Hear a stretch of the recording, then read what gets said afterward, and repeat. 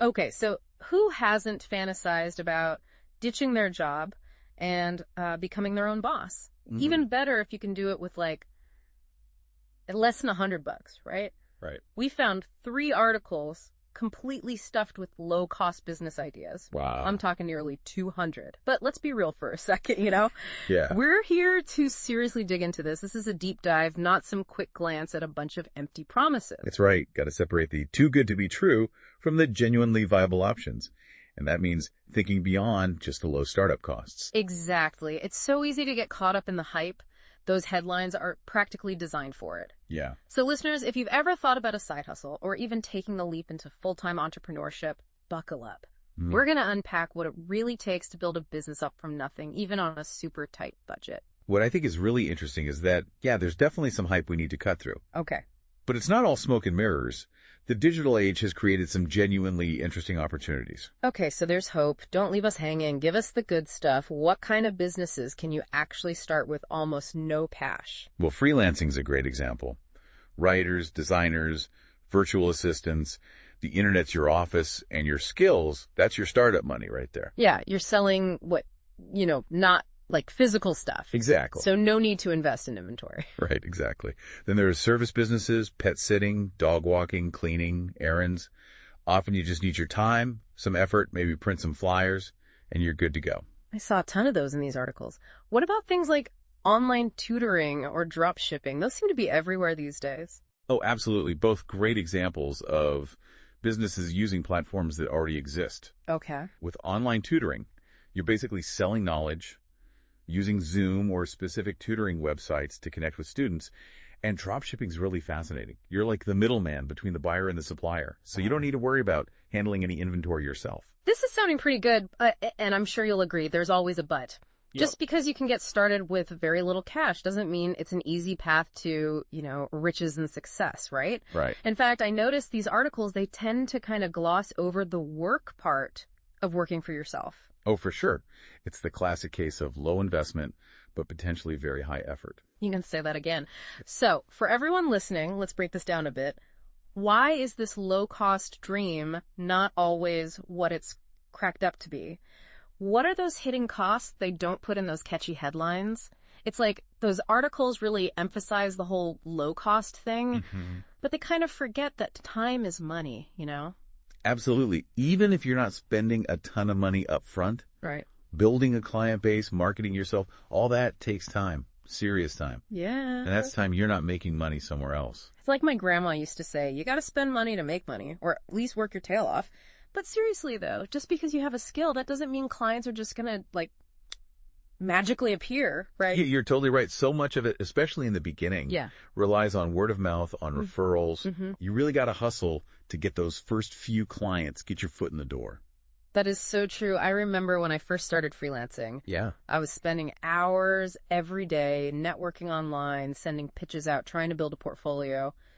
It was a grind, but eventually, it paid off. And we can't forget about competition. Oh, yeah. A lot of these businesses, they're easy to get into, low barrier to entry, Right. which means they can get really crowded really fast. Oh, tell me about it. It seems like these days everybody and their mother is a dog walker or a freelance writer, Exactly. So you have to ask yourself, what makes you different? Yeah. What do you offer that's unique, something that helps you stand out from the crowd? Okay, yeah, that's a really good point because let's be honest, some of these articles make it sound like everyone just has this huge network of people just waiting to, throw money at their new business idea. And we know that's not really true. Yeah, not at all. Market research, that's essential. Right. You could be, the best underwater basket weaver on the planet. Okay. But if there's no demand for that where you live... You're sunk before you even start, right? Exactly.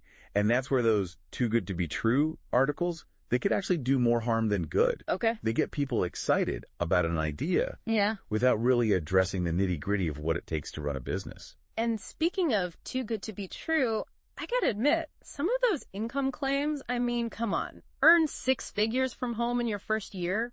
Yeah, right, maybe for a tiny percentage of people, but what about the rest of us? It's like those weight loss ads.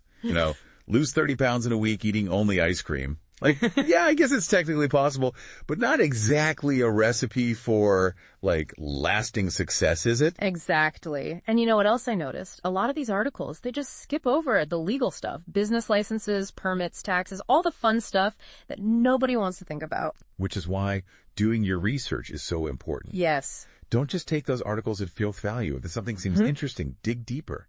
What are the legal requirements in your city, in your state? Any specific permits or licenses you need to operate? What about insurance? It's so true. Imagine like spending months perfecting your, I don't know, your hand-knitted dog sweaters, only to find out that what your town really wants is like Chihuahua-sized leather jackets. Or even worse, that you need some special permit to sell anything handmade at the local market. Exactly. And speaking of being prepared, let's talk about skills. Okay. Passion. Yeah, that's great. Essential even. But it needs to translate into actual expertise. You have to be able to deliver high quality results. Yeah, you know, I might be super passionate about baking, but if my cakes always come out of the oven looking like a toddler's art project, well, that's going to be a bit of a problem, isn't it? Exactly. So for everyone listening, before you quit your job and invest in like 50 pounds of flour and sugar, ask yourself, is there really a demand for what I'm offering where I live? And be honest about your skills. Are you actually good enough to succeed in this market? I love that you brought that up. We've done a lot of reality checks today. And I think it's really important. It's easy to get caught up in the excitement of starting a business for under $100, but you got to be realistic. For sure. So for our listeners who might be feeling a little overwhelmed, and I wouldn't blame you, what's the practical way to look at these low-cost business ideas? What should people be looking for? What signals? You know, real potentials. So we've talked about passion, skills, market demand. It sounds like you need all three to really have a chance at making a business work. That's it. Think of it like a stool. You know, it needs all three legs to stand up. Right. Passion, that's your fuel, your why. Skills are your tools, the how. And that market demand, well, that's like the oxygen that keeps your business alive. Passion, skills, market demand. I like that. But where does the, the under $100 part fit in? We've kind of moved past that initial idea. It's not really about limiting yourself to only ideas that cost basically nothing to start. It's more about being smart with your risk. Yeah. Test the waters before you jump in head first. So maybe don't quit your day job just yet. At least not until you've tested things out a bit. Exactly. That's the great thing about a side hustle. Yeah. You can try out your idea, see if it gets any traction without going all in. Makes sense. You can test your product, work out the kinks, start building that customer base. Right. All while still having the safety net of your regular paycheck. Exactly. And speaking of treating it like a business, Yeah. I think a lot of people, they hear side hustle and they think, oh, this is just for fun, like a hobby. I don't need to take it so seriously. Which can be a recipe for disaster, right? It's easy to fall into that trap of not setting goals, not really tracking your progress when you don't think of it as a real business. Absolutely.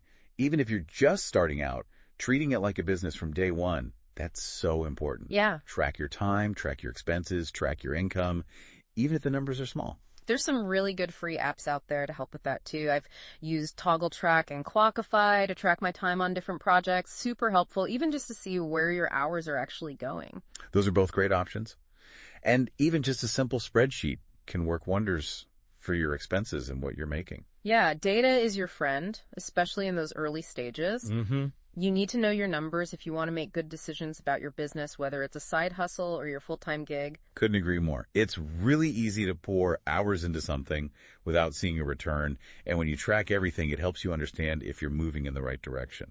This has been such a great deep dive. We went from, all that initial excitement to a much more down-to-earth, realistic view of starting a business on a budget. And hopefully with a better understanding that while it's definitely possible to turn a small investment into something really successful, it's a marathon, not a sprint. So true. It's all about taking those first steps, learning along the way, and not being afraid to change things up if you need to. Well said. It takes passion, perseverance, and a good dose of reality.